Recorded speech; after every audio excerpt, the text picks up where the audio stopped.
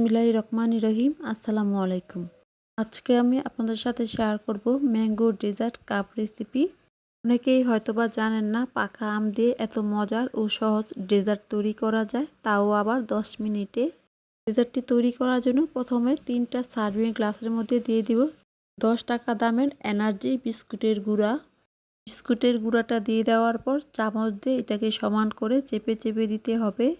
এবার এটাকে একটা সাইডে সরিয়ে এখানে একটা বাটির মধ্যে দিয়ে দিব হাফ কাপ হুইপ ক্রিম আর দিয়ে দিব 3 টেবিল চামচ কনডেন্স মিল্ক। কনডেন্স মিল্কের পরিবর্তে চিনিও দিতে পারবেন। আর কিভাবে কনডেন্স মিল্ক তৈরি করতে হয় তার একটা ভিডিও আমার চ্যানেলে দেওয়া আছে, আপনারা চাইলে সেখান থেকে দেখে নিতে পারবেন।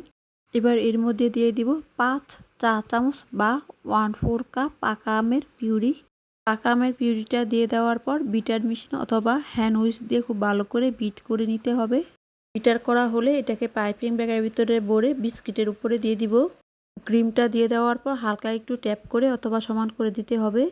এবার অন্য একটা পাইপিং ব্যাগের ভিতরে আমি পাকা আমের পিউরিটা নিয়ে নিব। এবার এই পাকা আমের পিউরিটা ক্রিমের উপরে দিয়ে দিব। এবার অন্য একটা বাটির মধ্যে দিয়ে দিব হাফ কাপ হুইপ ক্রিম।